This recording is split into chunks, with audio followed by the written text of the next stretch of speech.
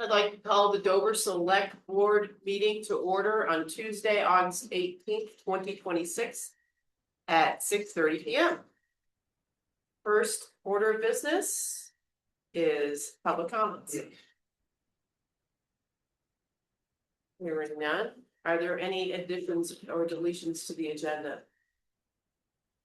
Linda? I do, or I'd like to. On the E&Os, I would like to remove DO028 41 Door Fitch, but to take that off. That was a tax sale. Really not. So we need to change the number again. Well, and I would like to, so that was the total of everything, right? Mm-hmm. And then I would like to add JR 00919 Jones Bridge Schwartz. So yeah, we will after. Well, it wasn't warned, so I don't feel comfortable. Well, how Just did you add. ask for additions? Well, if this is a money thing. Oh, so only non-money items. Pretty much, it's, yeah. We can take something off, but we can't add something on without letting the public know. All right, well, let's take Chrisman off. Okay. So another number. All right. That should be this. 25507. 2554756. 56. Okay. Anything else? Under additions and deletions? Okay, we're gonna move on to new business. There's a request for equitable relief and review of tax sale disclosure procedures. Merrick. Yes. I'm Eric Monic, who they don't know me, and I'm here about two separate matters. The first matter is tax penalties, interest and fees. I purchased the property, lot number 17 at Deer Meadow last year in June of 17 for approximately $47,000. And the following year, the current owner has still had the statutory right of redemption. So I had to wait to take the, so I couldn't take the position or I didn't receive the title until the period expired. My problem was that after the period expired, during the time, I have not received any bills or any delinquency notices or any kind of accounting or any kind of explanation how I could keep up to prevent the penalties and interest and charges on the tax that I thought I wasn't responsible for at the time. So I'm asking the board to review my penalties, interest, and fees, and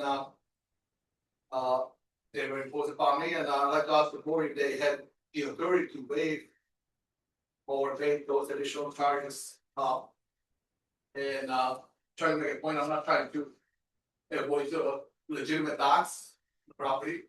It's only the I'm asking why should there be penalties and interest when I was never given a notice or the opportunity to cure the delinquency. That's really. Well, that is the Vermont statute, that the potential buyer is going to have to pay the property tax and any penalties or fees. Understood, and I'm saying I'm not opposed to, I'm not challenging the legitimate property tax. I'm challenging the penalties and interest that I have no idea about. More comments? Would like to hear from Marco, you want to speak about this? Okay, well, at the beginning of every tax sale, the attorneys explain to the potential bidders that during the 1 year redemption period, the property does not belong to you yet if you are a willing bidder.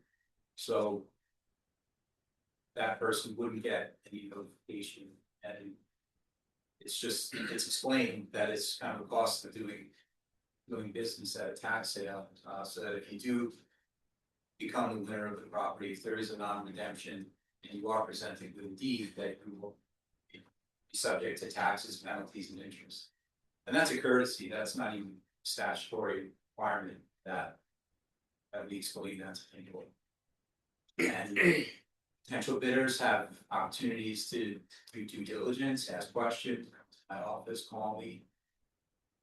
We're available to explain anything before, during, after. We have to. It's a unique process, and potential bidders have to really do their homework and educate themselves. Can I, Yes, no, here. It was my first tax sale. Came here, and I don't know if you have records of the meeting, probably do. I came late. So there's a possibility that I've never heard Bob Fisher explaining. Okay, and but that's not my point really. I mean, I think my point is this would be something that could be brought up for future. If if it happens to other people, they're the first time bidders. That at the end of the bidding, if you have the winning bid, what happened in our instance, I turned over a check for $47,000, and the only thing I was told that I hope the check doesn't bounce. I think there should be something else that should come with the winning bid. It should be an explanation of what's going to happen in the future. Because what if this was, $15,000 extra? I mean, that would be rare. So this is really my plan. And I'm saying this just, if anything, we could improve policy. Patrick. I'm sympathetic to the idea of reviewing our practices to make sure that we're making sure that everyone who's bidding understands, hey, here's kind of the standard, this is what you're bidding against. And I think, Marco, you're not open to always looking, hey, could we do this better? It's my understanding that, how can we improve, whatever, right? I question whether we have the legal authority to actually do anything like this. I guess this is an abatement. I just don't know whether we And we actually are not the full board. we don't have that authority to do that. Who does the abatement? The select board is involved in it, along with the justices of the peace. And the town clerk, and so it's a bigger group. The Board of Abatement. Yes, It's a group called the Board of Abatement. So where there's something that I should bring into the group, Marco. the board of abatement.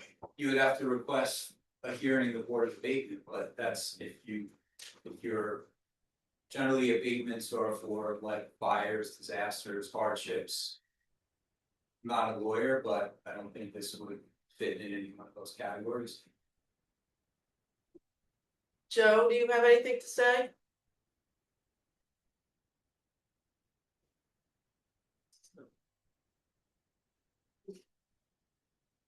I take that as. Are you there? Yes. Okay, yes. This is Joe. Hi, Joe. How are you? I don't really have anything to say. When you go to a sale like this, you have to do your due diligence and understand what you're doing before you purchase something.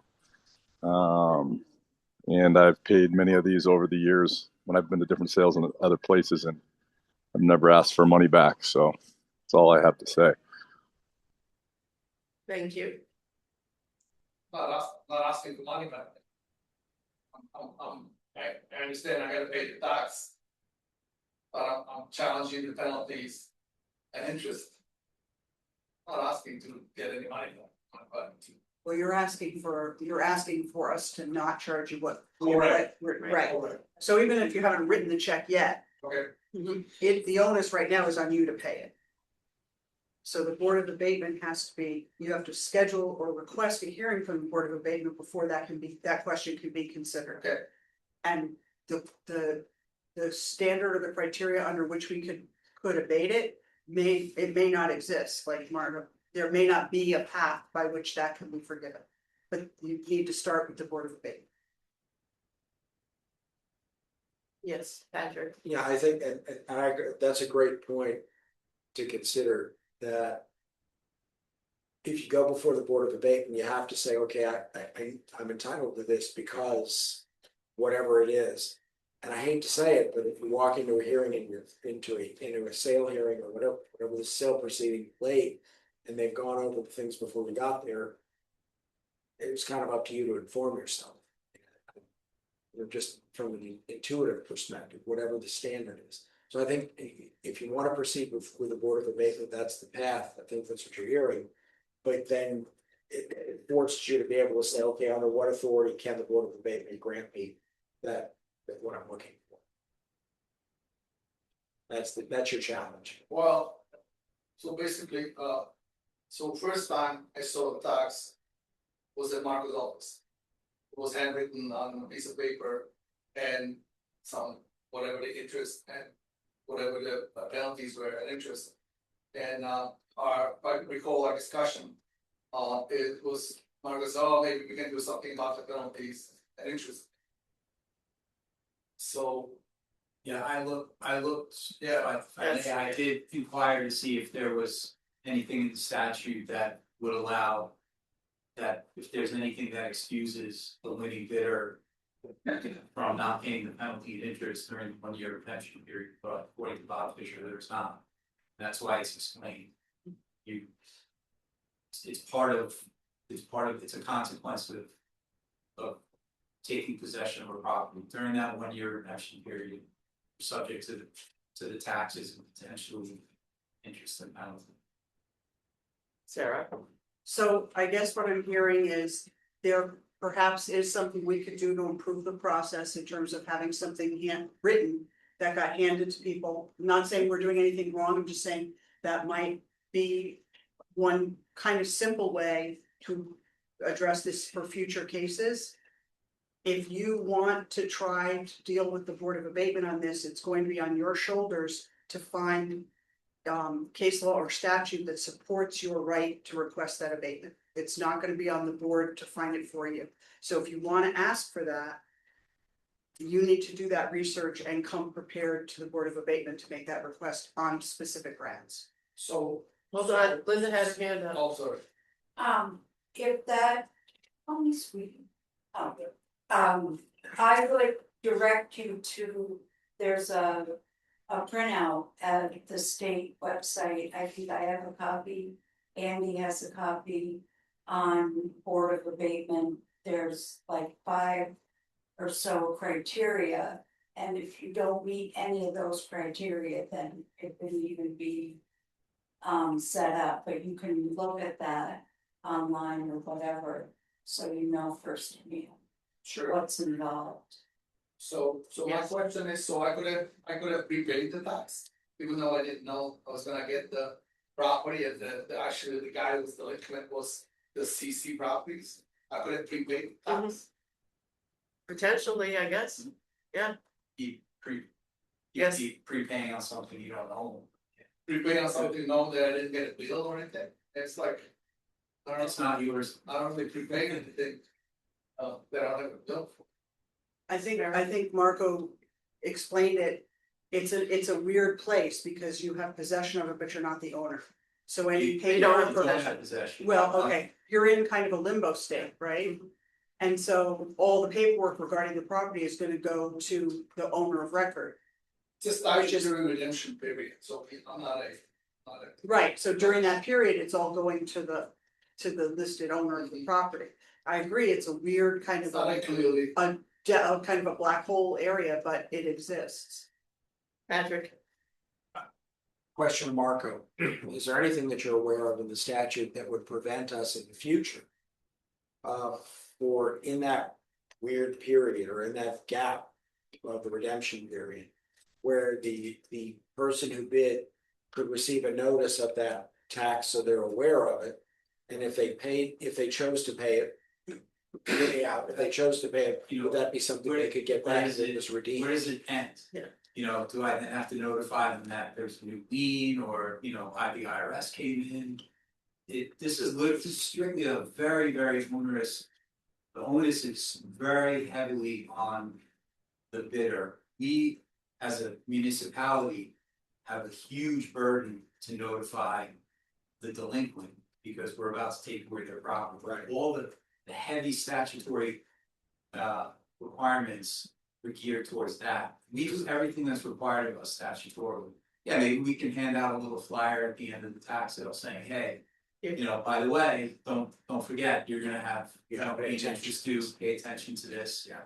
I feel numerous questions before, during, and after, and people have questions and they ask, and that's how this kind of situation gets dealt with. Okay, thank you, so. Sarah?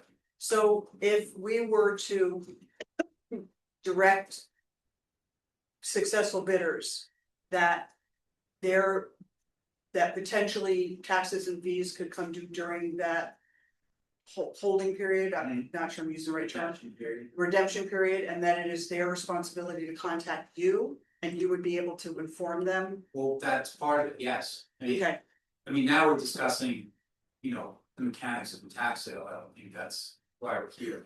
But, no, I'm just saying yeah. if we handed somebody a piece of paper that said, I by mean, before exactly, September yeah. 1st, when the tax Yeah, it bill would comes be out. myself or the attorneys, the attorneys feel questions too.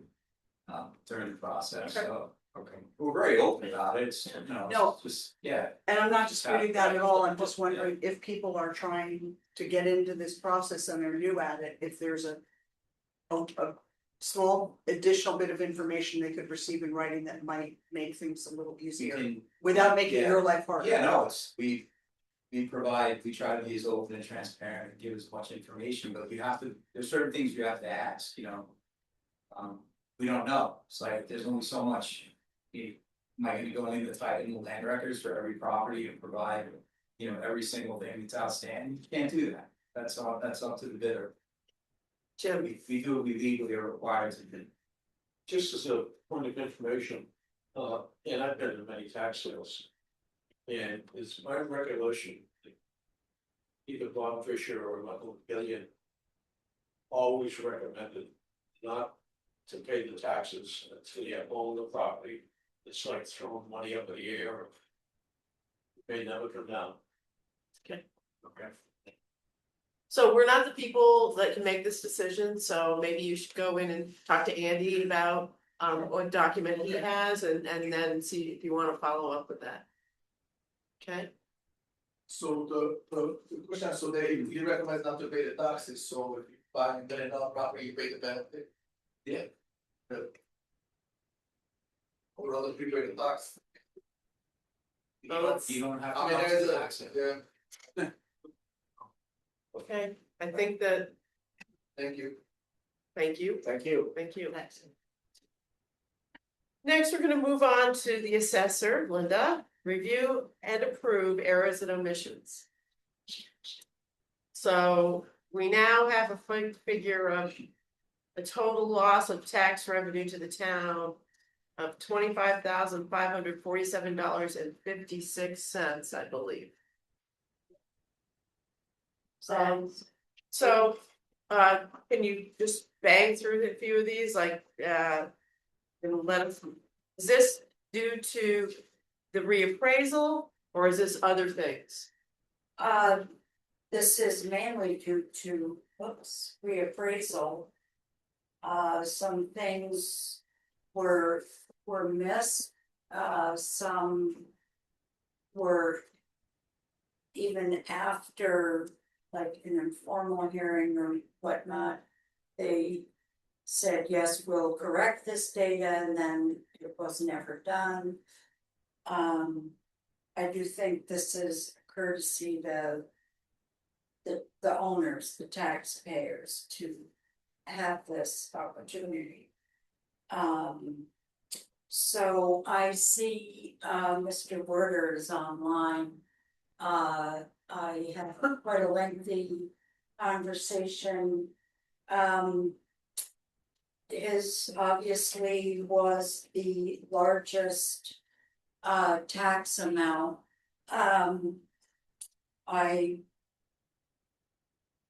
There were changes that were said would be made and then weren't.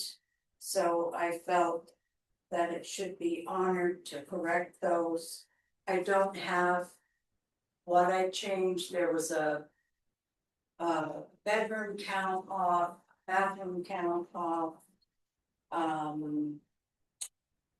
Changes that, so appraisal assessments are based on opinion.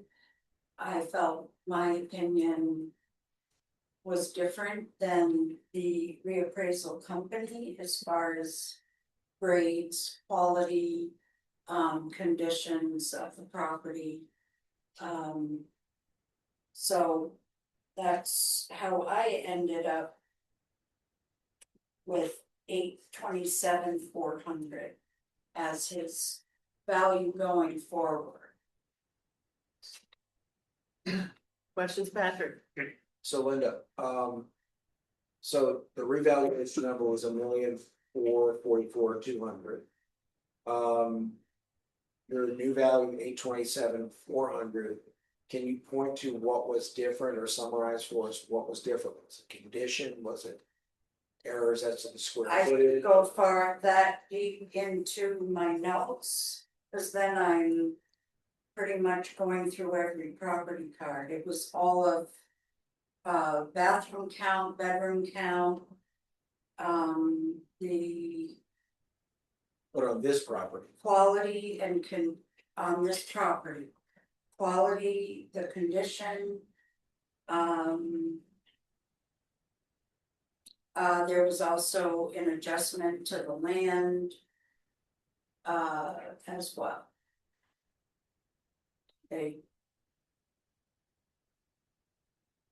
so to summarize what I think you're saying, make sure I understand this, the description of the property and various aspects that you just identified was different from the actual value or the actual description of the property. Therefore, you looked at the valuation and said, yeah, that's too high. It should be around here based on comps or other metrics would be used to establish that value. Basically, I went off what I was told by the owner, Craig Werder, and I did not look at comps. I mean, I'm struggling here, but that's a $600,000 difference in value.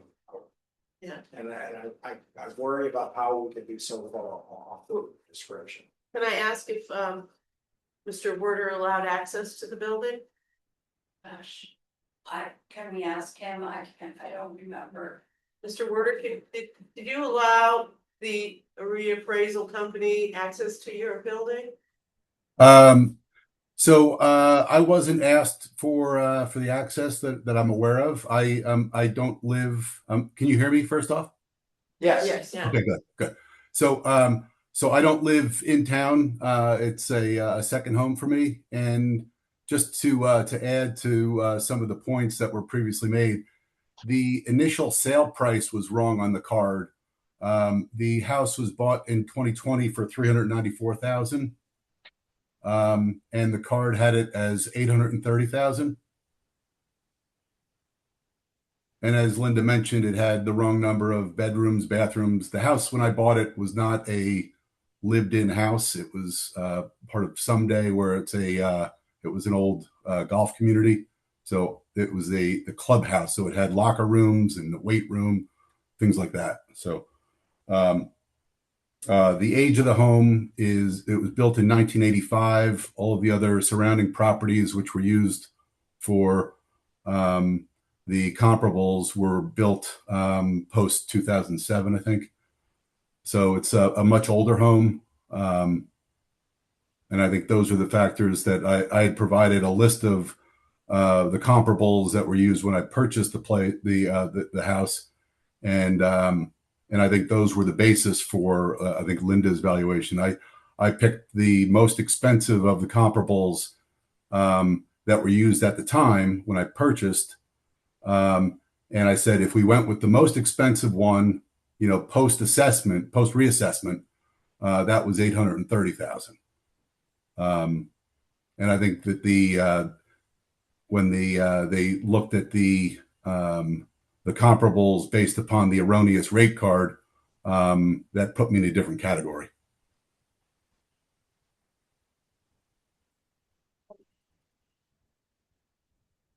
Yes, I was gonna say, I do think that not knowing what the appraiser did for all of these properties in the whole town, really. I can safely assume that he saw that sale price, not sure why that was done that way. And Yeah, I mean, what I can add is that. Sorry, Linda's speaking. I'm sorry.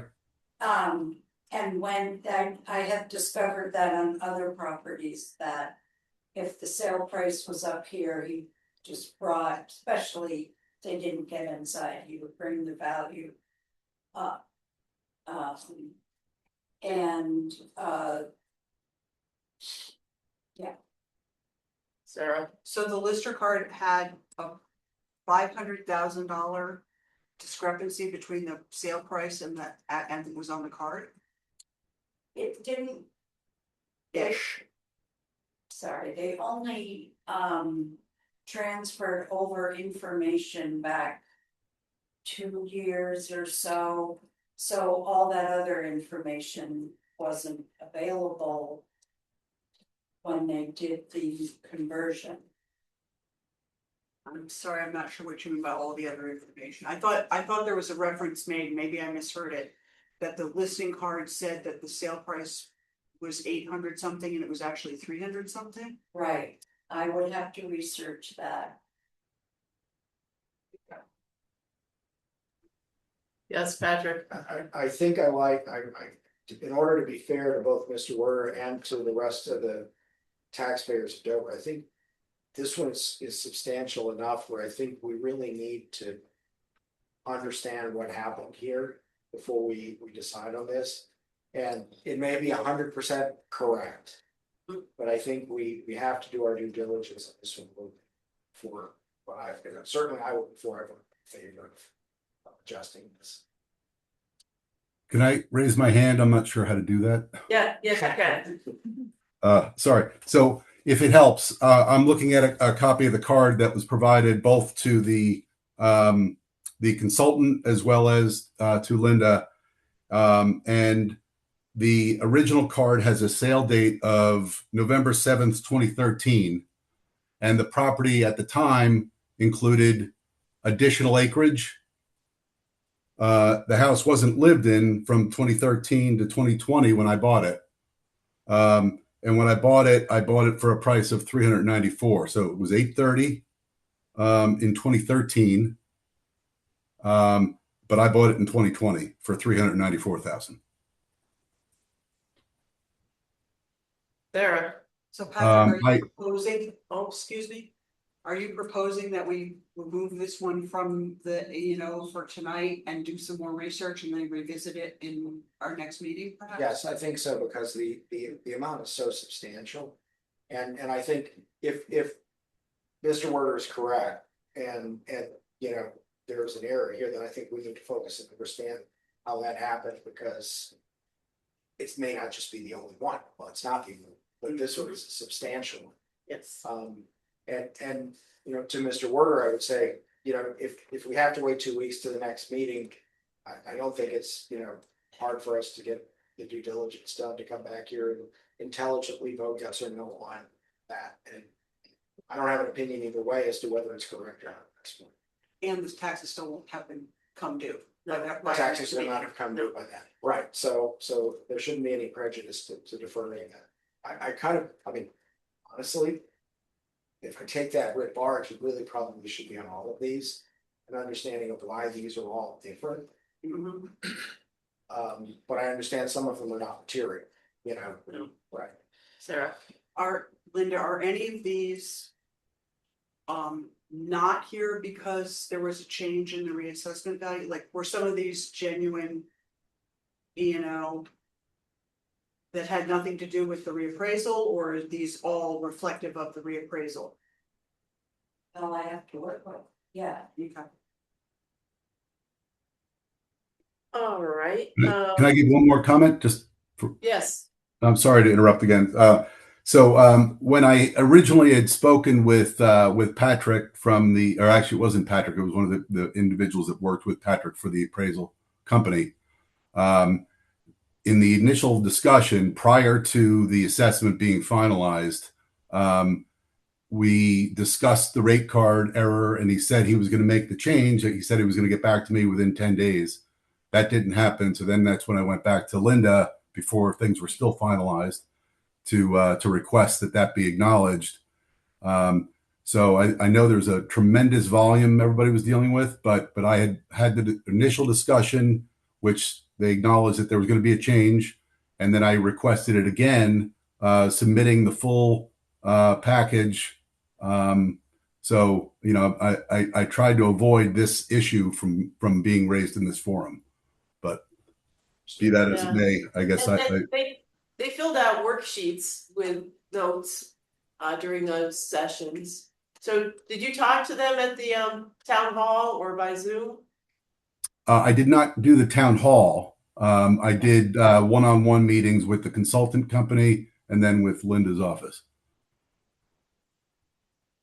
After submitting the original or the official request to, I'm drawing a blank with the official process of refuting the assessment. Patrick? Yeah. I think that still leaves us in the same place, because if this is a small number of errors, but it's not an immaterial calculation in terms of, you know, the tax loss, and it's not. We want the process to be as good as possible, and we want, if there are mistakes, we want to make sure that they were taken care of. And I think even if, Linda, you came in here and said, hey, listen, for these first 5, here's what happened. You know, A, B, C, D, E, here's what happened. Here's why that's different. Here's why that changed. For the next 5, this is what happened. And for Mr. Worders, they were off because the property card started with the wrong number, and you've done nothing to the property since then to make the value go up to that. You know, I think we owe it to the taxpayers to be good stewards of the source of revenue that comes into the town to pay for the things the town does. And that means we need to pay attention to this, like how we got here. Yes, sir. So do you think we should table all of this and do some research and come back in 2 weeks, or? Yes. All right. Does somebody want to make that motion?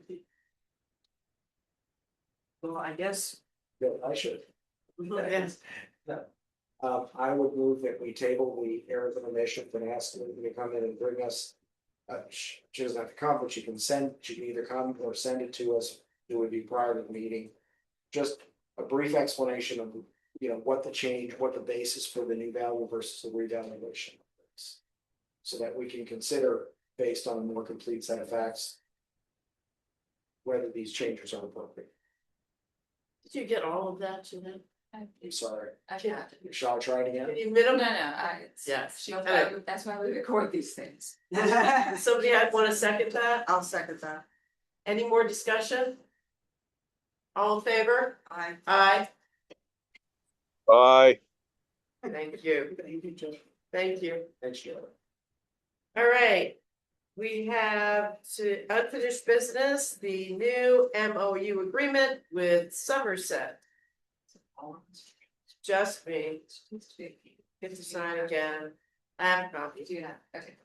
So I make a motion that we authorize the chair to sign a revised memorandum of understanding between the unorganized town of Somerset and the town of Dover for specified services. The revision changes the term to 10 years instead of 2 years for the same thing. Second. Any discussion? All in favor? Aye. Aye. Aye. Aye. Thank you, Joe. It's like Joe's on his own, it takes a little longer for the signal to send. Please. Okay. Next, we're going to move to economic development, signage program application for Snow Mountain Market. Hi, Shannon. Hello. Yes, Snow Mountain Market is looking for a signage program application to be approved for a $2,000 rebate. Tabby has their permit. I believe it's approved, but she hasn't sent them the letter yet. And they're hoping to open this month. It is It is. the deer. The DRB approved it, Sarah is saying. So it- Yeah, the decision's been rendered, they were approved for their signs. Yep, but they have the other permit with Tabby. That's part of this. Oh, okay, we approved Yep. the additional Yeah. sign, okay. All right, everybody take a look at it. Looks nice. There's nice. Yeah. Beautiful sign. Does somebody want to make a motion? I move that we approve the DCSIP application for a grant to SN Market LLC for Snow Mountain Market in the amount of $2,000. Second. To the sign. The new sign. Any other discussion? All in favor? Aye, Aye. Aye. Aye. Thank you, Thank you. Shannon. thank you, Shannon. Thank you. All right, we're moving on to the consent agenda. Move the minutes of August 4th. I make a motion to move the minutes of August 4th. Second. Any corrections, changes? I have. Hearing none, all in favor? Aye. Aye. And. Aye. And we also need to approve the warrants of August 15th, 2026 in the amount of $251,792.94. I make a motion to approve the warrants of August 15 for $251,792.94. Second. Any discussion on the warrants? Did you answer? He hasn't seen them. Did you hear anything about the dog with the quills? Oh, yes, I did. Yeah, it was never, the owner was never located, so they, kept it at the shelter, got it back into good health, and it was adopted. Very good, very good. Yeah, so the town paid for the quill removal. That was the question, whether the owner actually Yeah, now, came forward. never found, so Okay, hopefully he's in a good one now. okay, thank you for that clarification. All in favor? Aye. Aye. Aye. You can't vote. You haven't looked at the warrants. Sorry, I meant abstain. Thank you. Thank you. I abstain. Good job, Joe. All right. FYI, summer concerts, there's only a few of them left. And for all of you who weren't there on Sunday, the bear that walked down the valley trail was insane. I mean, it went right in the middle of, and it was a big bear. And then it strolled the trail, strolled behind the cars, went into the woods, came back. Did you get a video? I just have pictures. But it was a highlight of the concert. The band was great too, but anyway. So we have Three-Way Street tomorrow night at 6 Sunday. o'clock. Oh, sorry, I'm Sorry. missing it. We have Kevin and the Surfcasters this Sunday, and the next Sunday, the 30th, the last one, the Ripchords. That's it for the season. Planning Commission meeting, August 24th, 6:30 p.m. Southern Vermont Capital Planning Roundtable on 9/11 from 9 a.m. to 2 p.m. at the OSEC. Is anybody planning to go? There's flyers there. We're way ahead of a lot of towns in terms of capital. I have a conflict, so I can't go on that day. I've been to these before, Okay, Feel like I've done one of these. and I feel like it's, a lot of it is built towards towns that are just starting to do capital funding. So, okay. And then Town Fair is October 7th in South Burlington, and the early bird cheaper pricing ends on 8/31. Liaison reports. I, No. Executive session for police department and employee discussion, so we do the police department first. So, does somebody wanna make a motion to go into executive session at 7:10? I move to go into executive session at 7:10 PM. Second. All in favor? Aye. Aye. Bye. You have to leave now, Merrick.